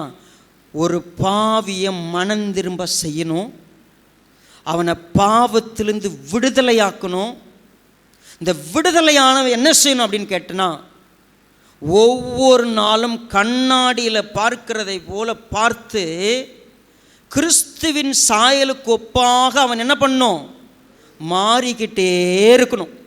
மகிமையின் மேல் மகிமை அடையணும். ஒரு பாவி சர்ச்சுக்கு வருவாங்க. அவன் மனம் திரும்பும் பொழுது அவனுடைய இருதயத்தில் இருக்கிற முக்காடு என்ன பண்ணப்படுகிறது? நீக்கப்படுகிறது. ஆவியானவர் அவனுக்குள்ள பிரவேசிக்கிறார். பிரவேசிச்சு என்ன பண்றாரு? அவனை எல்லா விஷயத்திலும் விடுதலை செய்கிறார். அவன் கெட்ட பேச்சு பேசுறவனான் தான். ஆவியானவர் வந்த பிற்பாடு அந்த கெட்ட வார்த்தை பேசுகிற பழக்கத்திலிருந்து அவனுக்கு விடுதலை வந்துருச்சு. ஆவியானவர் வந்த பிற்பாடு அவன் குடிக்கிறவனா சுத்திட்டு இருந்தான் ஒரு காலத்தில். இப்போ அவன் குடிக்க அடிமை கிடையாது. அவன் ஆவியானவர் அவனால் விடுதலை செய்யப்பட்டிருக்கிறார். ஆக்சுவலா என் லைஃப்ல ஆவியானவர் வந்தா விடுதலை வந்துடும். ஒரு சபை என்ன பண்ணும்? ஒரு மனிதனை விடுதலை செய்வதற்கான போதனையை கொடுக்கணும். இந்த சர்ச்சில் அப்படிதானே நடந்துகிட்டு இருந்துச்சு, ஏன் விடுதலை ஆகலை? நீங்கள் சொல்லுங்கள். இப்போ இவ்வளோ காலமாக இந்த சபையில் வந்த உபதேசம் உங்களை விடுதலை செய்யலைன்னா என்ன அர்த்தம்? நாங்களும் குருடரோன்னு பல வருஷமாக என்ன பண்ணிக்கிட்டு இருக்கிறோம்? அப்படியே உட்காந்துக்கிட்டு இருக்கிறோம். நான் எதுக்கும் கீழ்ப்படுகிறதில்லை. நாம் நம்மை உண்டாக்கினவருக்கு முன்னாக பணிந்து குனிந்து முழங்காடு படிட்டு சொல்லும் ஆண்டவரேன்னு கேட்கறதுக்கு நான் வர்றதில்லை. என் இஷ்டத்துக்கு வருவேன், என் இஷ்டத்துக்கு போவேன். யாரும் என்ன கேட்க முடியாது. ஏன்னா ஆவியானவரே நான் ஒரு ஓரம் அடக்கி உட்கார வச்சுட்டு நான் என் இஷ்டத்துக்கு ஆடிடுவேன், அப்படி போயிட்டுருப்பேன். என் லைஃப் என்ன? மகிமையான ஊழியம் எது தெரியுமா? தேவனுடைய வார்த்தை போதிக்கப்படும். ஆவியானவர் போதிப்பார், உணர்த்துவார், வழிநடத்துவார். எல்லாம் ஆவியானவர் செய்வார். ஒரு மனிதனுக்குள்ள கனியை உண்டாக்குவதற்கு அவர் தான் செய்வார். பரிசுத்த ஆவியினால் நம்ம புதிதாக்கப்பட்டவர்கள், விடுதலை செய்யப்பட்டவர்கள். ஆனால் கடைசி வரைக்கும் குடிகாரனாகவே உட்காந்துருப்பேன். 2009 வந்த, 2008 வந்த, இன்னைக்கு வரைக்கும் நீ திரும்பி போய் குடிகாரன். நீ சொல்லு, ஆவியானவர்களை விடுதலை செய்ய முடியாதா? முடியும். நீ விட்டு கொடுக்கல, நீ ரட்சிக்கப்படவே இல்லை. கர்த்தரை அறிகிற அறிவு ஒவ்வொரு வாரமும் எனக்கு புதுசாக கிடைச்சிக்கிட்டே இருக்கும். மகிமையின் மேல் மகிமை நான் அடைந்து கொண்டே இருப்பேன். ஆக்சுவலாக எனக்கு ஒரு மகிமை இன்னைக்கு கிடைச்சிச்சு, அடுத்த நாள் ஒரு மகிமை கிடைக்குது. இப்போ 10 வருஷத்தை கணக்கு பண்ணால் நான் 10 வருஷத்துக்கு முன்னாடி இருந்த விசுவாசி இல்லை. இன்றைக்கு நான் மகிமையின் மேல் என்ன பண்ணியிருப்பேன்? மகிமை அடைந்திருப்பேன். அறிவுக்கு மேலே அறிவு கிடைச்சிருக்கும், எனக்கு தெளிவுக்கு மேலே தெளிவு கிடைச்சிருக்கும், பரிசுத்தத்துக்கு மேலே பரிசுத்தம் வளர்ந்துருக்கும். நான் ஒவ்வொரு நாளும் கர்த்தரை போல மாறி, சொல்ல போனால் நீங்கள் சர்ச்சுக்கு வந்த நாள்லேருந்து இன்றைக்கு உங்கள் முகம் கிறிஸ்துவை போல இருக்கும், உங்கள் கேரக்டர் கிறிஸ்துவை போல இருக்கும். அது நடக்காத எந்த சர்ச்சாக இருந்தாலும் சரி. அப்போ இந்த வார்த்தைக்கு வல்லமை இல்லையா? இந்த வார்த்தைக்கு நம்ம நடுங்கிறது இல்லையா? இந்த வார்த்தையை நம்ம கேட்கறது இல்லையா? நாம் இன்னும் கடினம் உள்ளவர்களாக இந்த சபையில் உட்கார்ந்துருக்கிறோம். எத்தனை முறை சொன்னாலும் நான் கேட்கறது இல்லை. கர்த்தர் சொன்னார் நேற்று, உனக்கு நான் கொடுத்த ஈவையும் இரக்கத்தையும் உனக்கு காட்டின எல்லா அற்புத அடையாளங்களையும் சோதம் கோமாராக காட்டினா அவங்க என்ன பண்ணியிருப்பாங்க? மனம் திரும்பி அவங்க ரட்டில் சாம்பல்லையும் உட்கார்ந்துருப்பாங்க. நீ இன்றைக்கு அவருடைய சத்தத்தை கேட்டால் கடினப்படுத்திடாத. ஜனம் இஸ்ரவேல் மக்கள் கடினப்பட்டுக்கிட்டே இருந்தாங்க. அவங்க முக்காடு போட்டு வச்சுருந்தாங்க. தேவனுடைய மகிமையை அவங்க பார்க்க விரும்பலை. நீங்களும் நானும் கூட அப்படியே தான். இவ்வளவு சத்தத்துக்கு ஒரு அக்கா தூங்கிட்டு இருக்குது பாருங்க. அது என்னைக்கு அது என்ன செய்யும்? பிசாசானவன் குருடாக்கி வச்சிருக்கிறான். மயங்கி போய் உட்கார்ந்துருக்கிறோம். வந்ததே நான் லேட்டாக வரேன் சர்ச்சுக்கு. நீங்கள் சொல்லுங்கள், ஒரு மனுஷன் லேட்டாக வரடான்னு கேட்டால் என்ன அர்த்தம்? எனக்கு என் இருதயம் எங்கே இருக்கு? ஏன் பல வருஷமாக இது சொல்லப்படுது?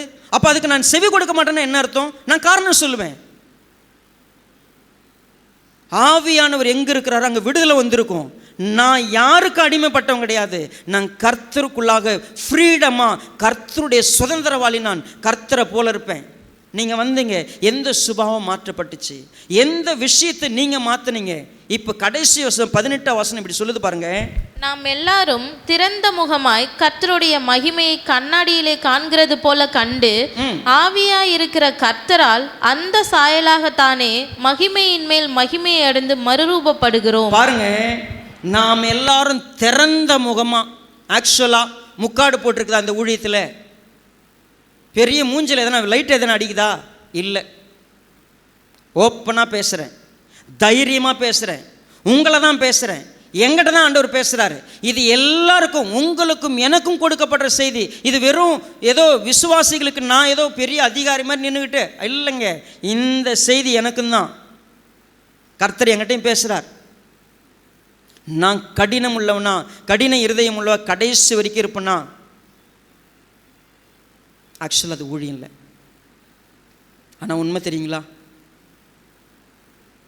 இயேசுவானவருடைய ஊழியத்தில் எல்லா இடங்களும் சுற்றி திரிஞ்சு சுவிசேஷத்தை அறிவித்து பிரசங்கித்து உபதேசித்து, அவர் நடக்காத ஊர் இல்லை, சொல்லாதவர். அவர் சொல்கிறாரு, கோரேசினே, பெத்சாயிதாவே, நீங்கள் கப்பர்நகூமே, உனக்கு செய்யப்பட்ட பலத்த செய்கள், உனக்கு கொடுக்கப்பட்ட சத்தியம் வேற எங்கே கொடுத்தாலும் தெரிந்திருப்பாங்க, ஆனால் நீ திருந்தலை. உன்னை பார்த்து கண்ணீர் விட்டு அழ வேண்டியதாக இருக்குது. ஒன்றுவேளை இன்றைக்கி என்னை பார்த்து கர்த்தர் கண்ணீர் விட்டு அழுவாரா? ஏன் நான் திருந்துறதில்லை? நான் ஆக்சுவலாக சொல்ல போனால், ஒரு வாலிபன் சூப்பராக கர்த்தருக்குள்ளே வளர்ந்து வருவாங்க, கல்யாணம்னு அவனுடைய மகிமையெல்லாம் காணாது போயிடும். வேலை அதை படிக்கிற வரைக்கும் சர்ச்சில் சூப்பராக வந்துட்டு இருப்பான். வேலைன்னு ஸ்டார்ட் பண்ண போன ஆரம்பிச்சுன்னா அவனுடைய மகிமை என்ன பண்ணுறோம்? போயிடும். அநேகருடைய மகிமை ஃபேட் அவுட் ஆகிட்டு இருக்குது. நீங்கள் சொல்லுங்கள், ஆதியில் சர்ச்சுக்கு வரும்போது நீங்கள் எப்படி தெரியுமா வந்தீங்க? ரட்சிக்கப்பட்ட புதுசில் நீங்கள் கர்த்தர் மேலே கொண்டு வந்த அன்பில் வந்த காலம் எப்படின்னு தெரியுமா? இப்போ அத்தனையும் ஃபேட் அவுட் ஆகிருக்கு. ஒழிந்து போகிற மகிமையாது இல்லையே. மகிமையின் மேல் மகிமை அடைஞ்சிருக்கணும். இல்லை, போன வாரம் விசுவாசி இல்லை, நான் போன வாரம் பிரசங்கம் பண்ண ஸ்டீஃபன் இல்லை, இந்த வாரம் ஐ எம் ஃப்ரெஷ். நான் இன்னொரு மகிமையை சேர்த்துருக்கிறேன். நான் இன்னொரு காரியத்தை மேம்படுத்த பார்க்குறேன். கர்த்தரை அறிகிற அறிவில் வளர பார்க்குறேன். உண்மையாகவே ரோமர் 8:29 இப்படி சொல்லுது. என்ன சொல்லுது? வாசிங்க பார்ப்போம்.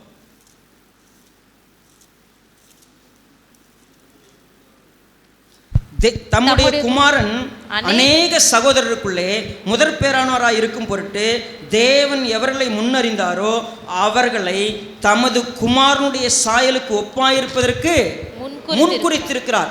உலக தோற்றத்துக்கு முன்னதாகவே நம்மை முன்குறித்தார். என்னன்னு? நீங்கள் நானும் யார் போல மாறணும்னு? இயேசு கிறிஸ்துவை போல மாறணும்னு. நான் இந்த பாட்டை ஏன் சூஸ் பண்ணேன்? ப்ரேயர் சாங்கா, சரிங்களா? ப்ரேயர் சாங்கில் ஒரு பாட்டு பாடணும். என்ன பண்ணணும்? என் நிலைமை நன்றாக அறிந்தவர், பாவி என்னை அழைத்தவர், மீறின பின்பும் வெறுக்காதவர். அடுத்த ஸ்டான்ஸா, உம்மை போல் என்னை நேசிக்க ஒருவரும் இல்லை. எனக்கு அதை பாடுறதுக்கு விருப்பம் இல்லை. ஏன்? நம்ம சர்ச்சில் உட்காந்துக்கிட்டு ஒவ்வொருத்தரை பார்த்து என்ன சொல்லினுக்கிறோம்? இயேசுவை போல் அங்கே யாருமே இல்லை. ஏன் இல்லை?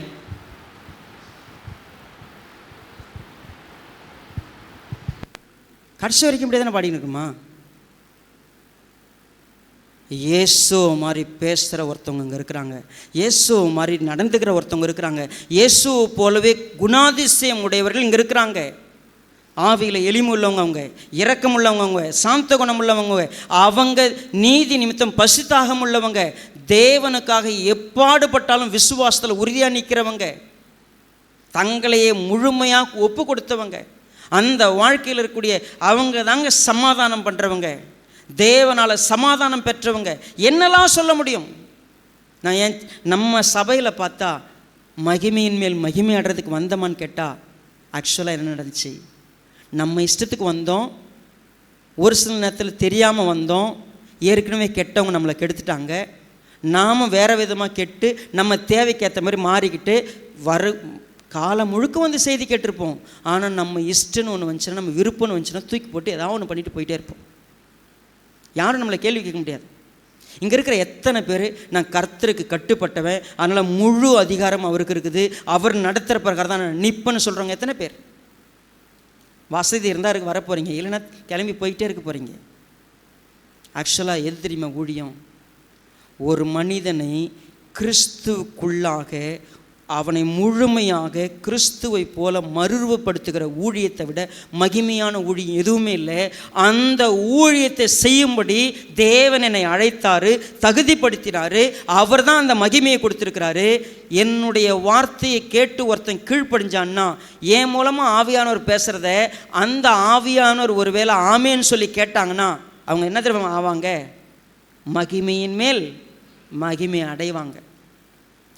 ஆக்சுவலாக அதுதான். இத்தனை வருஷமாக ஒரு மனுஷனை கொண்டு தொண்டை தண்ணி வத்த அவனுடைய எல்லா உணர்வோடும் கலந்து நம்மக்கிட்ட பேசுகிறாரு. ஆனால் நம்ம அந்த உணர்வோடு அதை கேட்குறதில்ல. நமக்கு அதை பார்த்தா கிண்டலாக இருக்குது, பைத்தியக்காரத்தனமாக இருக்குது, ஏதோ போ அப்படின்னு போயிட்டுருக்குறோம். ஆக்சுவலாக இதுதாங்க மகிமையின் ஊழியம். ஒரு மனிதனை ரட்சிப்படைய செய்து அவனை விடுதலை செய்து அவன் கிறிஸ்துவுக்கு ஒப்பாக மறுரூபப்படுகிற ஒரு ஊழியம் இருக்குல்ல. நீங்கள் ஒரு பேதையாக இங்கே வந்திருக்கலாம், ஞானியாக மாறிட்டு இருக்கிறீங்க. நீங்கள் படிக்காதவங்களாக வந்திருக்கலாங்க, ஆனால் நீங்கள் கர்த்தரை அறிகிற அறிவில் வளர்றீங்க. நீங்கள் கர்த்தரை போல் மாறுறீங்க, குணம் மாறி இருக்குது. ஆக்சுவலாக இந்த ஊழியத்தில் தேவன் உங்கள் வாழ்க்கையில் செயல்படுறதுக்கு இடம் கொடுத்துருக்குறீங்க. அப்படி இல்லையா, ஓப்பன்லி ஐ கேன் டிக்ளேர், நீங்கள் இன்னும் அவர் கைக்கு நீங்கள் ஒப்பு கொடுக்கல. ஆனால் நான் எதை தெரியுமா விரும்புகிறேன், தேவன் இப்படிப்பட்ட ஊழியத்தை கொடுத்தனால தாராளமாக சொல்கிறேன், அந்த நம்பிக்கை எனக்கு இருக்குது. கர்த்தருடைய ஆவியானவர் இங்கே இருக்கிறார். அவர் நிச்சயம் விடுதலை செய்கிறவர். விடுதலை செய்ய முடியாதுங்கிற விஷயமே இல்லை. உங்கள் வாழ்க்கையில் பெரிய மாற்றம் நிகழ்கிறதுக்கு ஆவியானவர் உதவி செய்ய விரும்புகிறார். மகிமையின் மேல் மகிமை அடைய கர்த்தருடைய சாயலை பார்ப்பதற்குத்தான் எனக்கு சபை. நான் போய் பிசாசு மாதிரி ஆட்டு வர்றதுக்கு இல்லை. கண்ணாடியிலே நான் என்ன பண்ணுறேன், பார்ப்பதை போல நேரடியாக பார்த்து அந்த சாயலாகத்தானே நான் மறுரூபம் அடைகிற இடம்தான் சர்ச்சு.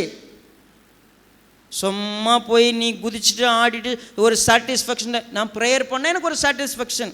10 நிமிஷம் ஒரு ப்ரேயர் பண்ணிட்டீங்கன்னா பெரிய ஆள் நீங்கள். அங்கே எங்கன்னா வேறொரு கிறிஸ்து, அது உண்மை இல்லை. ஆக்சுவலாக தெரியுமா, நீங்கள் இங்கே வந்து மாறாமலே இருக்கிறீங்கன்னா இன்றைக்கே நீங்கள் எழுதிக்கங்க, உங்களை பார்த்து ஒரு நாள் நியாய தீர்ப்பு இருக்குது. நீங்கள் மாற மாட்டீங்க, மறுரூபம் அடைகிறதுக்கு வரமாட்டீங்க, கிறிஸ்துவ போல் குணம் மாறாது. லிவ் இட், பிரச்சனை இல்லை. ஆனால் யார் ஒருத்தர் நான் என்னுடைய முக்காட்டை நீக்கி விடுதலையாகி கிறிஸ்துவை ஒவ்வொரு நாளும் பார்த்து அவரை போல மறுரூபம் அடைகிறதற்கு ஒரு இடத்தை தேவன் எனக்கு கொடுத்துருக்கிறார். I love this search. எனக்கு ஏன் ஐபிசி குடும்பம், இந்த ஃபேமிலி ஏன் எனக்கு பிடிக்கும், என்னை அந்த மறுரூபத்துக்கு நேராய் வழிநடத்துகிற ஒரு திருச்சபை, உண்மையை போதிக்கிற திருச்சபை, சும்மா காணிக்கைக்கு அலையிற திருச்சபை இல்லை. உங்களை அப்படியே தடவி கொடுத்துக்கிட்டு உங்களால் வாழ்ந்துக்கிட்டு இருக்கிற திருச்சபை இது இல்லை. உண்மைக்கு பாடுபடுகிற ஒரு திருச்சபை. அதில் நான் இருக்கிறேன்னா கர்த்தருக்கு நன்றி சொல்வேன். உண்மையாகவே மறுரூபப்படுகிற ஒரு விசுவாசிகளாய் மாறுறதுக்கு கர்த்தர் நமக்கு உதவி செய்யட்டும். நம்முடைய இருதயத்தில் இருக்கிற முக்காடை நீக்கட்டும், நம்மளை விடுதலை செய்யட்டும், நம்மை மறுரூபப்படுத்திட்டோம். ஒப்பு கொடுக்கலாமா? இரக்கமுள்ளைங்கள் நல்ல பிதாவே, ஆசீர்வதிக்கப்பட்டிருக்கிற இந்த அற்புதமான நேரத்துக்கு ஸ்தோத்திரம். எங்களோட கூட தொடர்ந்து பேசுகிறீங்க, உணர்த்துறீங்க, புரிய வைக்கிறீங்க. நாங்கள் இன்னும் கடினப்பட்டு போகாதபடிக்கு உதவி செய்யுங்க. இன்றைக்கும் இந்த வார்த்தைகளை கேட்டு இருதயத்தில் உணர முடியாமல், விட்டு கொடுக்க முடியாமல், தாழ்மையோடு பணிந்து குனிந்து முழங்கால் படிட்டு கர்த்தாவே சொல்லுங்க நான் மாற்றிக்கிறேன்னு வர்றதுக்கு இருதயம் இல்லாமல் உட்கார்ந்துருக்கிற ஒவ்வொருடைய இருதயத்தில் நீங்கள் பிரவேசிக்க ஒப்பு கொடுக்குறோம். கர்த்தாவே, கல்லான இருதயத்தையும் எடுத்து போட்டு சதையான இருதயத்தை கொடுங்க. இருதயத்தில் எழுதுங்கப்பா, உம்முடைய மகத்துவத்தை பார்க்கட்டும். இங்கே வரும்பொழுதெல்லாம் இயேசு எப்படிப்பட்டவர், அவருடைய குணம் எப்படிப்பட்டது, அவர் எப்படி நடந்து கொள்வார், அதற்கு ஒப்பாக தன்னை மாற்றி அமைத்து கொள்வதற்கு ஒப்பு கொடுக்கிற விசுவாசிகளை உருவாக்குங்க. கடினப்பட்டு தன் இஷ்டத்துக்கு ஓடுகிற விசுவாசிகளை மனம் திரும்ப செய்யுங்கப்பா. ஆண்டவரே, நாங்கள் ஒவ்வொரு நாளும் இதுக்காக கதறுகிறோம். நீங்கள் இரக்கம் பாராட்டுங்க. ஒரு மகிமையுள்ள ஒரு திருச்சபை உருவாக்கப்படட்டும். தங்கள் விருப்பத்துக்கும் தங்கள் இஷ்டத்துக்கும் தங்களை நீதிமான்களாய் பார்த்து கொண்டு, தங்களை பெரிய ஆட்களாய் பார்த்து கொண்டு உங்களுக்கு கீழ்ப்படிய முடியாதபடிக்கு இன்னும் அடிமைப்பட்டு கிடக்கிற ஒவ்வொருவரும் விடுதலை செய்ய ஒப்பு கொடுக்கிறோம். தயவு பாராட்டுங்க ஆண்டவரே. உம்முடைய வார்த்தை எங்களை நடத்திட்டோம்.